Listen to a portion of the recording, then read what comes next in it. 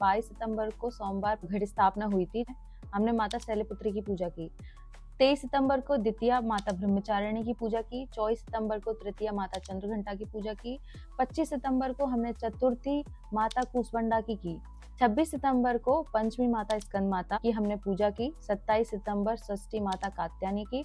28 सितंबर सप्तमी माता कालरात्रि की और 29 सितंबर को अष्टमी महाअष्टमी महागौरी का कन्या पूजन कर सकते हैं। और 30 सितंबर नवमी मतलब महानवमी माता सिद्धिदात्री का कन्या पूजन का दूसरा मुख्य दिन होता है। अक्टूबर को है दशमी, विजयदशमी, दशहरा, रावण दहन, विजय पर्व और ये सब होगा, लेकिन कन्या का पूजन नहीं होगा। व्रत रखने के नियम क्या है? जो संकल्प करे उसी के अनुसार व्रत रखना जरूरी है।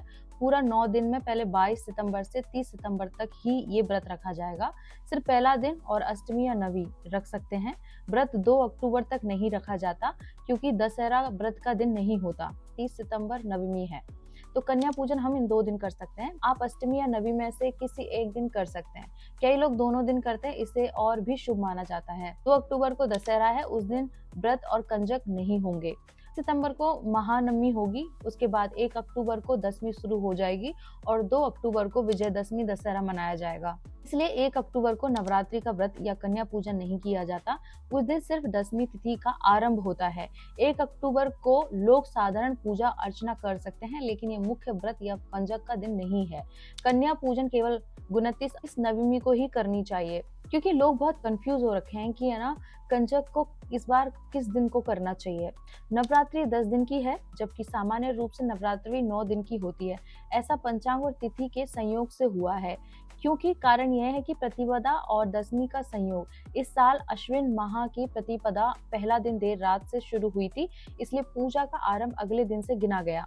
दूसरा, विजयदशमी दशहरा की तिथि अगले दिन तक चलेगी, इससे पूजा और व्रत अगले दिन तक चलेगी, इसीलिए पूजा और व्रत का एक और दिन मतलब जुड़ गया है इसमें। ये तिथियों का ओवरलैप किस तरह से होता है? चंद्रमा की गति के कारण कभी कभी एक ही तिथि 2 दिनों में पड़ती है, तो तिथियां एक ही दिन में समा जाती हैं। इस बार ऐसा योग बना है कि कुल गिनती 10 दिन की हो गई है। साधारण भाषा में बताऊं इसको तो नवरात्रि 9 रात और 10वें दिन विजयदशमी होती है, लेकिन इस बार पंचांग की गणना के अनुसार प्रतिपदा से लेकर दशमी तक पूरे 10 दिन तक व्रत पूजा का अवसर मिल रहा है। इसे दुर्लभ योग माना जाता है और बहुत ही शुभ फलदायी भी समझा जाता है। कन्या पूजन जो हम कंजक बिठाते हैं, नवरात्रि के अंतिम दिनों में ही किया जाता है। कुल मिला के बात है कि कंजक कब करना है। प्रचलन के अनुसार कंजक पूजन अष्टमी या नवमी को किया जाता है और महाअष्टमी 29 सितंबर 2025 सोमवार को है और महानवमी 30 सितंबर 2025 मंगलवार को है। आप चाहें तो अष्टमी को या नवमी को या दोनों ही दिन कन्या पूजन कर सकते हैं। दोनों दिन पूजन करने को सबसे शुभ माना जाता है। पहला और आखिरी दिन 2 दिन व्रत होते हैं। कुछ लोग केवल पहला दिन 22 सितंबर और अष्टमी नवमी का व्रत रखते हैं। इसे भी शुभ और मान्य माना जाता है। यानी आप 2 दिन, 8 से 9 दिन या पूरे 9-10 दिन तक, जैसे आपके घर की परंपरा है वैसे व्रत रख सकते हैं। इस तरह से इस वीडियो को शेयर कीजिए और मेरे साथ बोलिए ओम नमः पार्वती पते हर हर महादेव, राधे कृष्ण।